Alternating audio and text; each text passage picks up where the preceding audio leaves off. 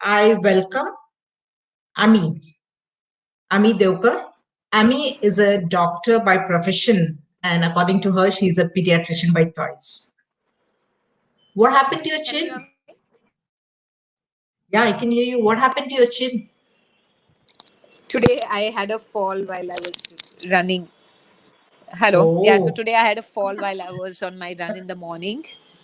There was hmm. somebody, a child who kind of was falling off a cycle, and I tried to go help the child, and I forgot. Oh, I missed seeing a gutter thing kind of slightly elevated on the floor, so I fed headlong, and so the 3 stitches have been taken. I'm sorry, it's happened today oh. only, so I was And it a had little to knocked happen out. today when we had this interview, and you Yeah, kept your yeah. time. Is it very painful? Yes, It's very exactly. So painful. I have I'm so taken a person. sorry. We could I've have taken a postponed person. it. Yes. No, no, no I just problem. saw it when you No, turned no, your no. You know face. what? The right. Mhm. No, no, no. These are small little things. What are they? They're not. Then nothing to worry about. Yeah. I'm really sorry, So but yes, Ramya. he's been practicing medicine in Mumbai since 2000, and she loves to travel. And though she's modestly not mentioned it in her biodata, her passion for running, cycling, and swimming led her to complete a triathlon in 2019. She also enjoys hiking outdoors, reading, and cooking. She's been raised with a lot of love by her parents, which we will find out when we get to know her better in this interview. They instilled and encouraged a sense of integrity in action and sincerity in thought. She is also ably and wholeheartedly supported by her husband, who has upheld her belief in compassion to all. And they have a common love of nature, which makes it so easy for them to get along. So, with this introduction, again, I welcome you, Ami. Thank you. Let me ask you a very personal question. Yes. So, you have achieved so much in life, but out of all that, what would you think is your biggest achievement? Okay. Um, Actually, Ramya, that is a question to which I have an it's not a simple answer, but I think it's the best is yet to come because we constantly play so many roles as a daughter, as a doctor, as a parent, as a friend, as a responsible citizen. And as a professional, a woman professional who is trying to make a mark in this society. I feel that work never ends, and every single day, if I have small goals, and whenever I achieve that one small goal, that seems to be the biggest achievement for me at that particular point of time. And I think maybe I'll be able to answer this question only on the last day of my life, because till then I think a lot can be done. Not enough has not So, been done. we will not go there, but I get it that you're still achieving. You have Yes, yet to come to the biggest achievement of your life. yes, But yes. with all this achievement, who has influenced you most in your journey? What do you feel? My father, my father. I would be wrong actually to just say my father, my parents. Their strength Yeah. has, their strength has been a lot in being the inspiration, the motivating guide. And Mhm. over the past 20 years that I've known my husband, his demeanor, his way of, his way of looking at life, at continuously striving to, contribute in a meaningful way to people and to society around. That's gone a long way in shaping the last few years of my life. Definitely. So, uh, you got your role model very Yes. close to home, within the home. Yes. So that's very Yes. nice to know. Yeah. And I was going to ask you what Hmm. what your parents' role was in your journey. I've already got the answer. But let us say, if you were to describe yourself in just 3 words, 3 qualities, 3 adjectives for yourself, what were the Okay. words that you chose? Uh, I think I am pretty social. I love being surrounded by people. So social would be the first one word. Second I is know that. caring.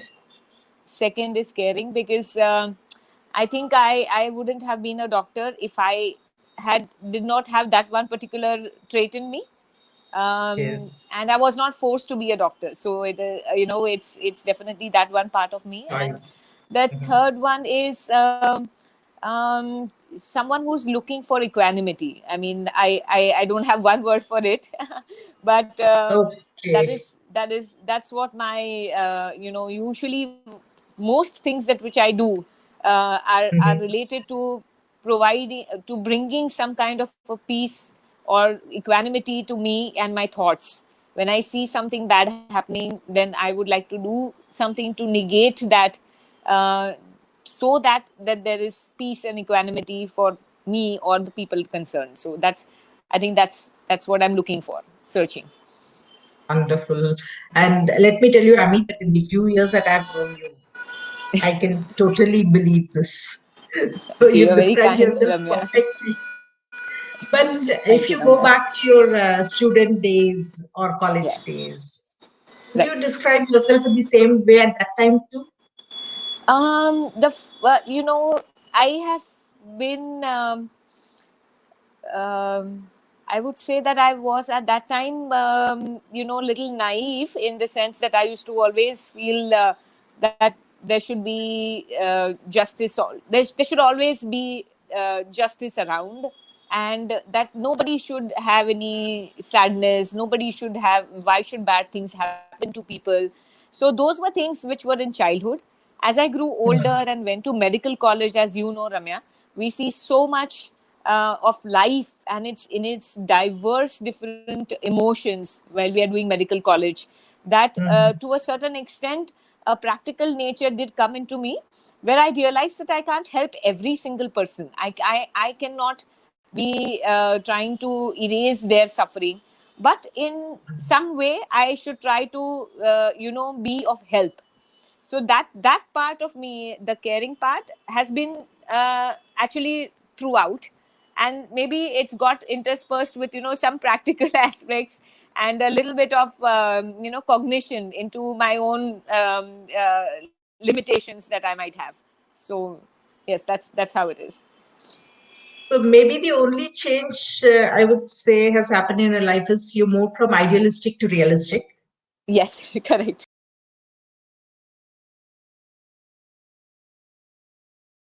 So, the one ingredient I think for a safe space for any child is to feel that there is complete unconditional love. You know, when you feel unconditional love, you know that you are safe. You know that whatever you Absolutely. do, whatever that is not going to change. That person is not going to get angry, is not going to remove any frustration on you, whatever, because there is that unconditional love that just acts as a barrier, and a trust which will come from that kind of love. The good amount of respect, mutual respect for each other, you will see Right. equality. Mhm. Wherever there is a sense of a respect which is not which is not wholesome, there will always be a power play. There will always be True. superior inferior denomination, and that's Mhm. where the abuse or the misuse, the taken for granted kind of phenomenon can come in.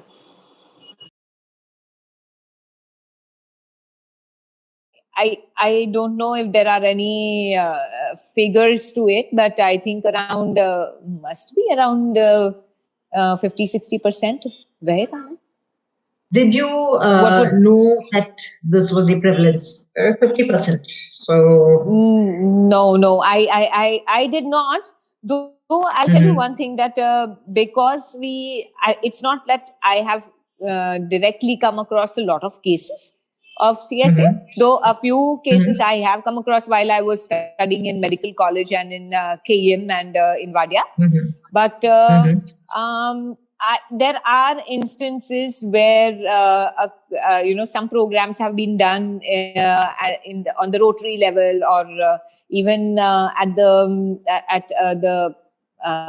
was an NGO which basically had mhm, conducted a similar kind of survey, and they mhm, had called us to speak to younger girls. And I mean, I mhm, wasn't part of it, but my teacher was. And they mhm, so that time I had heard that a lot of the it gets obviously not notified, so you can't really know the real prevalence. But mhm. they, from the survey that they took, they came up with this kind of a figures. But I think more than the streets, it is definitely the homes. In the homes, it is also sometimes, I think, I don't know whether schools also, Mhm. schools in the sense that maybe I've heard about some tuition teachers or somebody also using their authority and their Mhm. so those are the two places that I feel that there are a lot of cases which are maybe not always brought to light because of Mhm. what you said, because there is so much of shame and stigma attached to this. Most of the times, as uh, we understand now, is that it is by the people who are maybe not, maybe immediate family members, or it could be some extended family members who are living with at your home, or you have gone to their house. It is usually somebody whom the child actually knows and is not a stranger to. So that is the sad part, because as I said, that that the child has misunderstood cues of love, because he knows this person, he trusts this person, she trusts this Mhm. person, and the person is abusing that power.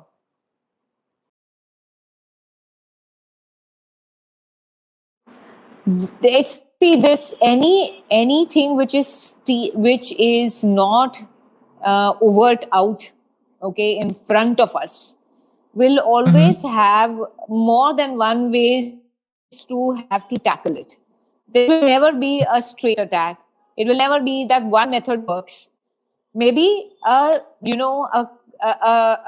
consolidation of a group of things that will basically help. So one will be Mhm. 100%, I believe, that the more stringent the law is, the more punitive, to an extent where the the perpetrator will Mhm. will not just get away with it and think that, okay, I so will get retribution. That will Mhm. definitely curtail the number of people who will try to think will do it. But at the same Yeah. time, there will have to be something from the social aspect also, where Mhm. we are going to have to be vigilant, and we are going to, as a society, not be afraid to call out on these people. And that is going to be the other way to do it. These both these things are going to True. be extremely important. And the third thing is, we in childhood, there is Mhm. as when the children are growing, first they have a system of teaching them good touch and bad touch. And then as Mhm. they grow older, according to the curve of their maturity, there are Mhm. sections of sex education which is imparted to them, which Mhm. so this is the third pronged method, which would also be needed because to a large extent, children don't know Mhm. what is appropriate behavior and what is not. So one Right. reason why it might be underreported also, because we Mhm. don't know whether that child has even understood what's happened to him.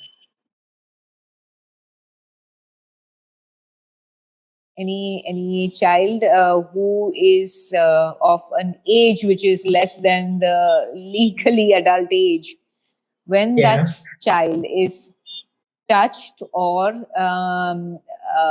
an action is done to Mhm.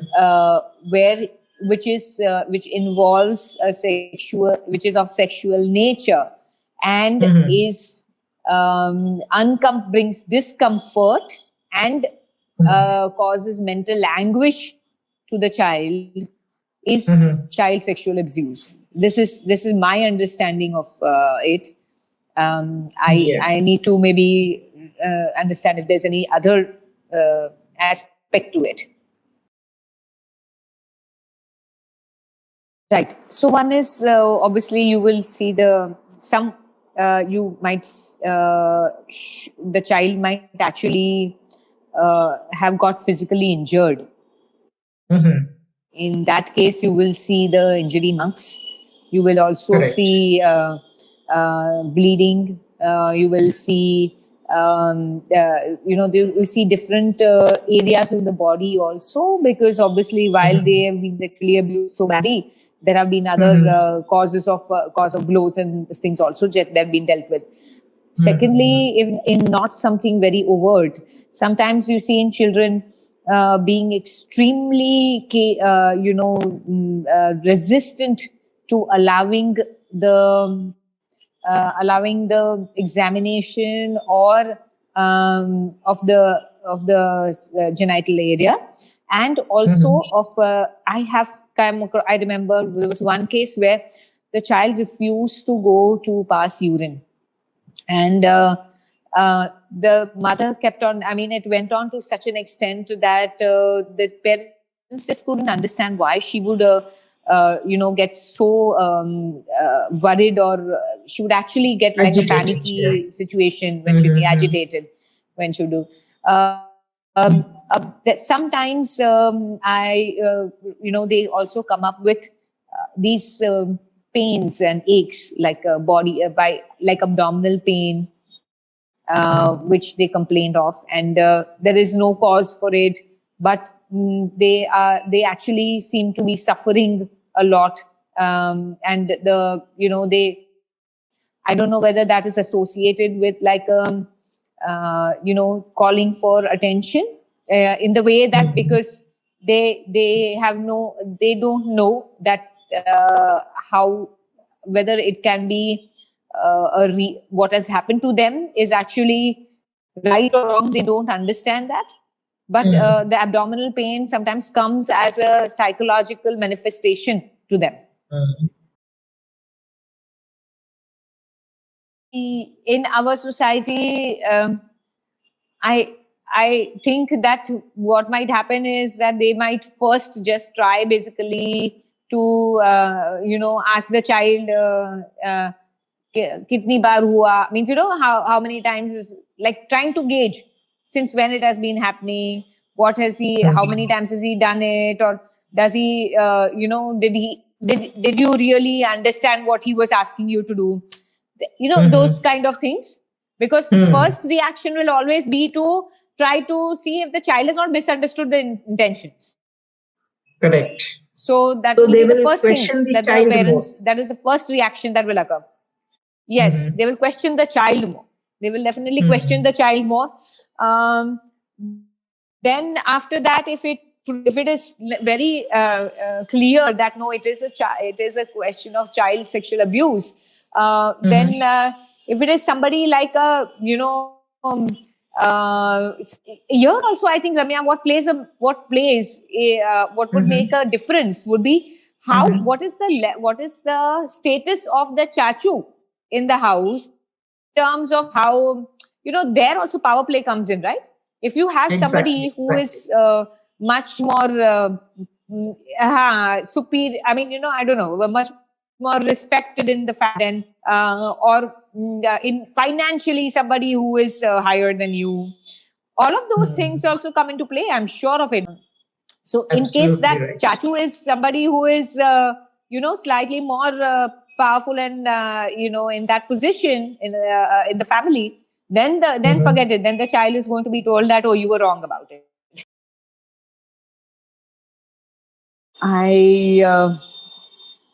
So close to home, I doubt it. I really doubt it. I doubt it. They might have some conversation where they might involve maybe one or two other very close people in the family and try to make it that this person should not be allowed close to our children, or basically that relationship might kind of be tethered. But I think they might not go to the extent of registering a complaint. First thing is, first and foremost, educating the children according to their age about what they should allow somebody to do with them and what they shouldn't. And basically, not shouldn't means that they should report right away, or they should basically say very emphatic no, or try to get out of that situation. So that is one thing. Secondly, I would the parents and the mothers and the women folk of the house would definitely need to be they need to understand that this is not a question of just बच्चे भूल जाते हैं, बच्चे बड़े means ये उनको नहीं समझता है.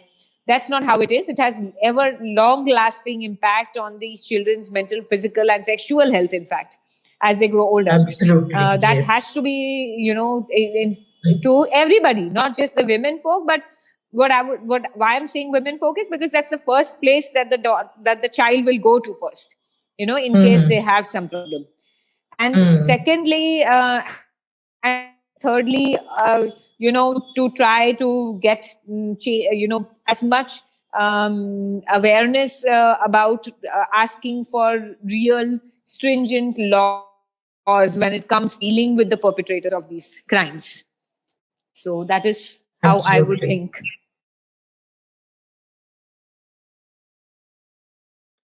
I am a Rakshin, and I would like to help protect all the children. Thank you. Wonderful. Thank you. So I'm sorry. The reason I said say it again was every time you said it, my voice was superimposing on it. Okay, I'm so sorry. Thank you very much. Thank you. Thank you. Thank you, Ramya. Thank you very much for joining this session. And I would like to tell you that this is a campaign that we are running for from SBox for the Rakshin project, which is conducted by Sakshi. Right. In partnership with the Ministry of Youth Affairs and Sports. So this is to build a world free of child sexual abuse, specifically within the families. So this has to stop within the families, and that's what the Rakshin project is doing. And it is still building the 18 to 22 years youth to recognize, then identify, address, de-escalate, report and resolve sexual violence in children. Yes. So I'm so happy and so thankful that you joined us in this campaign. And I will definitely give you some more information after the session is over.